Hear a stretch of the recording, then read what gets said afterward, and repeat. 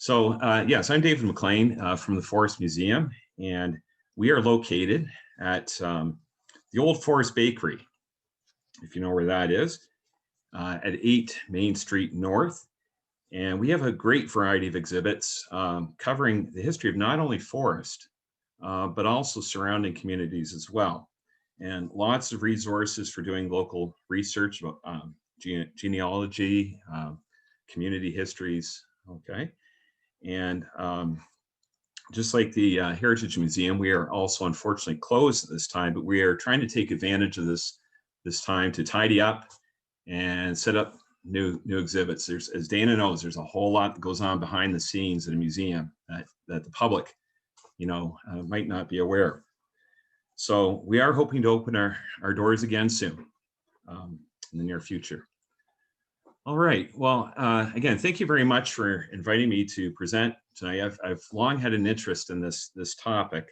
But before I like to go any further, I like to highlight the resources I've used here for my research. A number of books: Great Lakes Stories by Mark Burry, holding it up there. I don't know if it's showing on the screen there. White Hurricane by David Brown, Great Lakes Shipwrecks and Survivors by William Radigan. That's a book I've had the longest. And it was actually a book I gave to my father about 40 odd years ago, I guess. So I've got that with me now. November's Fury by Michael Schumacher. And I also dived into looking at some contemporary newspaper reports from the time period as well. Okay. So what was the Great Lakes Storm of 1913? And, there may be some people here that are listening that have their own stories, and I'd love to hear those maybe at the end of the presentation. Some stories have been handed down in your family. So first of all, the storm goes by a variety of names. It's known as the Great Lakes Storm, but also known as the Big Blow, the November Fury, and the White Hurricane. The storm of November 7th to 12th, 1913 was the most destructive weather event to occur on the Great Lakes in recorded history. Precise figures on how many lives were lost during the disaster are not known, but the generally accepted number of deaths is around 250, with nearly 180 of these happening on Lake Huron. And I've got this map here, which shows you all the Great Lakes, of course, and if you can, I don't know if you can see there, but it has the locations of the major shipwrecks that happened during the storm. And I've zoomed in here for you so you can see where the shipwrecks were on Lake Huron. Okay, and I'll be referring to some of these shipwrecks specifically here. So in total, there were 11 large ships and a light ship that were lost during the storm. Okay, and I don't know if you know what, so most of these are freighters, and the bottom right is a light ship that was lost near Buffalo. I'm going to mention light ships again later. They were mostly stationary vessels, stationary in the water, anchored in the water. You know the purpose of a lighthouse, but out in the water, further out in the water, there might be shoals and obstacles and so on. So the light ships were meant to mark those locations typically. Okay, so 11 ships plus the light ship, 8 of these vessels were lost in Lake Huron during the storm. So the Great Storm had just about every kind of powerful atmospheric element known to the Great Lakes region: blinding rain, hail, sleet, snow, and hurricane winds, and waves that witnesses claimed reached nearly 40 feet or even higher. Some of the lowest barometric pressures in Canadian history were recorded in the midst of the storm. It was a classic perfect storm. And if you really wanted to dive into all the meteorological aspects of the storm, the best book I could recommend to you is David Brown's White Hurricane, in which he reconstructs the meteorological forces and phenomena that produce the nightmarish natural disaster. Most simply put, the storm was a double punch to the Great Lakes region by a hurricane and a blizzard. Now, I will focus in this presentation on what happened on the water, The storm had devastating consequences on land as well. As much as 4 feet of snow fell in some areas, and there was loss of life on land and great damage to property as well.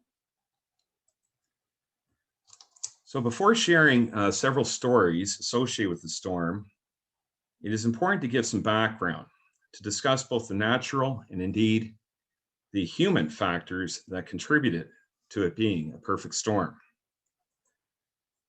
So violent, life-threatening weather on the Great Lakes is not at all unusual, and it is the month of November that is regarded as being the most dangerous time to be on the lakes. So Gordon Lightfoot, as you know, sang in the wreck of the Edmund Fitzgerald, and I'm not going to sing it, but I'll just quote a passage here. But the legend lives on from the Chippewa on down of the big lake they call Gitche Gumee. The lake, it is said, never gives up her dead, and the skies of November turn gloomy. And I can almost hear some of you out there probably repeating that line too. So of course, the Chippewa and Lightfoot were here referring to Lake Superior alone. But the fact is that many a ship and their crew have fallen victim to rough weather on all the Great Lakes. Not always in November, but ask any mariner and they will tell you that November is the most dangerous, in part because of Mother Nature, but also due to the fact that shipping companies are urgently trying to get in as many voyages as possible before the lakes freeze up. So related to the first factor of what contributed to the disaster is that in 1913, meteorologists were much less able to make accurate forecasts in comparison to today's weather persons. The science of meteorology was making great strides, but unlike today, where scientists have access to satellites and a wider range of forecasting knowledge, computer programs, and other paraphernalia, weathermen in the early 20th century had to rely upon technology that was limited to assessing very localized conditions. Something that is also critical to point out is that despite centuries of great advances in shipbuilding and ship navigation, the state of affairs for communication between ship and shore and tracking the movement of ships was quite primitive compared to what is possible today. There were no computers, no GPS, and no radar yet. Mariners determined their direction as they had for quite some time by compass and calculated depth by dropping lead-weighted lines to the lake floor. By the early 20th century, ships were able to communicate with each other as well as with shore-based stations. However, many ships on the Great Lakes were not fully equipped with such technology. And indeed, it's my understanding that none of the ships that were lost had wireless radio technology aboard. As well, the blizzard conditions during the storm made it next to impossible for ships to monitor the status of each other, as well as to see lighthouses or other lit markers. There is a story of one American ship during the storm of 1913 being led astray by a lightship that had lost its moorings above the Corsica Shoal, which you can see with the arrow here, a little north of Port Huron. Assuming the lightship was still secured in place, and apparently the captain of the lightship, he should have dimmed his lights, he should have turned them off or something, but he operated by the book, and until somebody would, a higher superior told him to turn them off, he wasn't going to. So anyways, assuming the lightship was still secured in place, indicating with its beacon its supposed location above the water hazard, the ship's captain steered his vessel on a path that ended up grounding it onto the shoal. And this is a lightship from Port Huron. It's not the one that was around 1913, but just to give you an idea of what it would have looked like. So finally, another significant contributory factor to the disaster of November 1913 was the design of many of the freighters. Over the decades prior to 1913, wooden sailing ships, like you see on the left here, had given way to iron and steel-hulled vessels powered by steam and fueled by coal. The size of these vessels increased dramatically through the second half of the 19th century and into the 20th. An unfortunate development, however, was that owners, seeking to maximize profits, often had their ships equipped with engines that were strong enough for fine weather and calm seas, but were woefully underpowered to deal with rough seas and high winds. Additionally, the length of these vessels could make for dangerous situations. On this slide here, it shows several ways in which, you think a larger vessel, you might be safer, but there's actually problems if the vessel's not properly reinforced, if the hull's not properly reinforced. And I'll just point the one at second from the bottom here. You can imagine a huge wave at the bow and the stern coming up underneath. And if there's no water underneath the middle of the vessel, you're going to get cracks, or you could get cracks and breakage occurring in there. Okay, so this is situations like this that may have doomed some of these freighters in the waters. So let's get to some of the stories. So there are numerous stories of the shipwrecks that happened during the storm. The ones I will give attention to concern the fate of 3 vessels. These include the Regina, in the top left, the Northern Queen, the bottom right, and a mystery ship that was seen floating upside down in the waters north of Sarnia after the storm. For 4 days, the storm blew across the Great Lakes region, causing considerable damage on land, as mentioned, and creating catastrophic conditions for those on the water. Although the storm largely subsided by mid-morning on Tuesday the 11th, the fate of many of the vessels was unknown. Families waited anxiously for any word or any sign that their loved ones had survived. Then, gradually, horrific, grisly stories began to be shared in the press of wreckage and bodies washing up on shores around the lake, most notably the beaches from Kettle Point up to Goderich and Kincardine Way. Some 60 victims in total floated ashore for days and weeks later.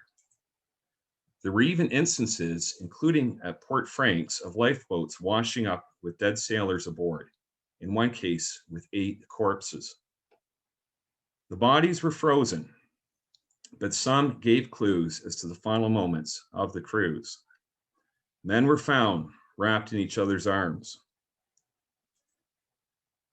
And the body of Mrs. Emma Walker, second cook on the freighter Argus, which you see in this painting here, her body was discovered on the shore near Kincardine, wrapped in an engineer's heavy coat and buoyed up by the captain's life preserver. When Captain Paul Gutch's body washed ashore, it was without his life preserver. Evidently, the engineer and captain had gallantly risked their lives trying to save Emma. And I managed to find a photo of Emma Walker, the second cook on the left, and her husband, William Walker, the steward. So both perished tragically in this event, as did the entire crew. And I also found a photo of the captain, Paul Gutch. Sadly, some of the first people to come upon the bodies began looting them. And not in this picture. These men were not looting. They were pulling the body up here. But some of these looters removed wallets, watches, and jewelry from the corpses. Not only was this, of course, a criminal act, it meant that proper identification of the bodies was made difficult, if not impossible. Quite a number were never identified. In Goderich, a funeral was held for 5 unknown sailors who perished. The dead found on our nearby shores were transported by farm wagon into Thetford, where Undertaker J.B. Woodhull, pictured here in 1918, assisted by undertakers who came in from other communities, took charge. And one of my grandfathers lived on a farm just north of Thetford, on what is now Gordon Line. Earl Malloy was 16 years old at the time, and the main memory he would pass on about the storm in later years was his seeing the wagons with the bodies passing down his road and into town. As bodies continued to wash ashore and efforts were made at identification, the attention of the press and the public was drawn to the sighting of an upturned lake freighter north of Sarnia. Never in the history of the Great Lakes had a full-size grain or ore carrier been known to have turned turtle. Even more of a mystery was the identity of the ship. Initial speculation was that it was the 400-foot steamer Regina.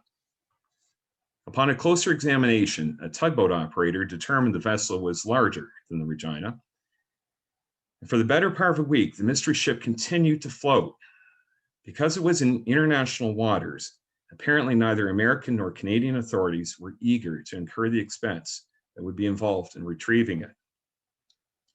Finally, on the Sunday after the storm, a diver made it to the wreck and was able to identify the ship as a 525-foot bulk freighter, the Charles S. Price.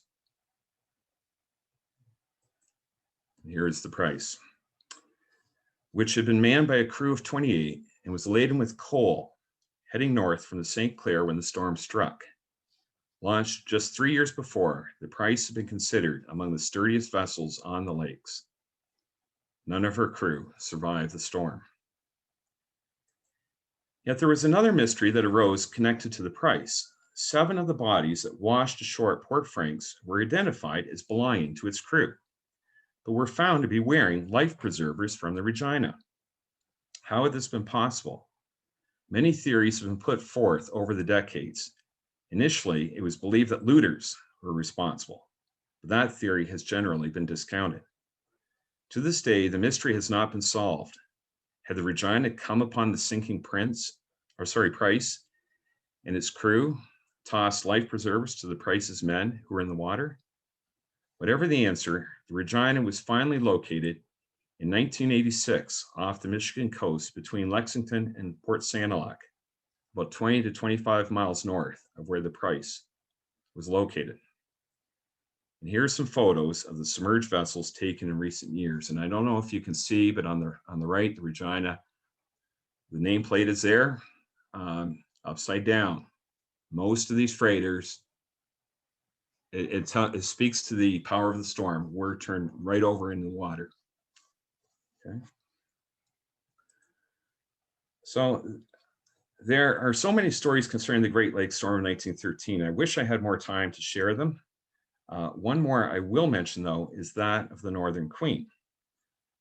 The Northern Queen was a 2,500-ton, 300-foot steamer. It was sailing about 40 miles north of Port Huron when the weather conditions became too intense and the captain decided to turn around and head south. At some point, the ship lost its rudder and veered off course to a point about 8 miles north of Port Franks. Buffeted by the overwhelming force of wind and waves, an attempt to anchor the vessel and ride out the storm failed as both of its anchors were lost. The 22-man crew clustered in the bow of the ship, awaiting what seemed to be their inevitable doom.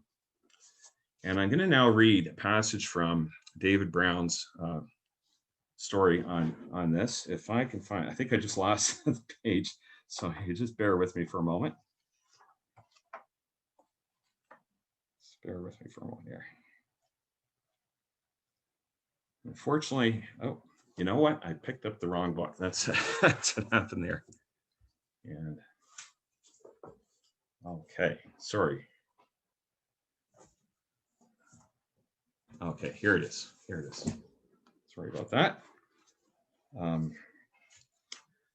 So anyways, by morning, their ship, the Northern Queen, was nearly pounded to pieces, and the survivors had to leave the wreck before it was totally destroyed. They gingerly hoisted the lifeboat and lowered it into the pounding surf, using great care to prevent the boat from being dashed to pieces against the ship's steel hull. 10 frightened men pulled on the oars as the boat inched its way toward the Canadian beach on southeastern Lake Huron. They timed their approach to ride the back of a swell as far ashore as it would take them. Men who had been watching from shore rushed into the near freezing surf to pull the tiny boat safely beyond reach of the waves. 2 of the lifeboat's crew refused to stay on shore. They asked the crowd to help push their tiny craft back into the surf to get the rest of the crew from the Northern Queen. Things did not go as planned. And at this point, Brown quotes from the Port Huron Times-Herald of November 11th, 1913.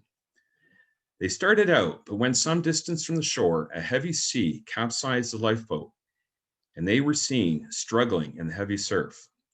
Women turned their heads and men snapped their jaws. Finally, one of the sailors was seen a little ahead of the other. The second man was in distress. The man in the lead turned back and, locking hands with his sinking companion, they made their second fight for life. Slowly, they neared the shore, and men ran into the surf and brought them safely to land. And Brown continues, when the first lifeboat capsized in the surf, the dozen men remaining on the Northern Queen thought it had been destroyed. They decided their only salvation lay in launching the ship's second boat and rescuing themselves. 9 sailors climbed into the frail craft and began the long pull to shore. Captain Crawford and 2 of his mates remained on the crumbling ship until after 8 p.m., when they were taken off by a return trip of the second lifeboat. Despite the capsize of the first boat, all members of the crew were landed safely. Okay. So, fortunately, there was a happy outcome for at least a few sailors during the Great Lakes storm of 1913. Those who were not so lucky, around the lakes today, you may find numerous plaques, memorials, and monuments erected in honor of those who lost their lives. And here are a couple on the left, one at Goderich and the one on the right at Port Huron, honoring the victims of the Charles Price. And I have one little short anecdote to share here after this. So, in his book on the history of Ipperwash Beach, John Smith shares a memory of his mother's about one later consequence of the wreck of the Northern Queen. Jean Coney Smith recalled, I remember one summer when we often had mystery vegetables and or fruit for dinner. It was the summer after a great winter storm when a freighter loaded with canned vegetables and fruit, obviously the Northern Queen, came to grief off the Kettle Point Reef. All summer long, many of these cans, without their labels, would wash up on the shore. So thank you very much.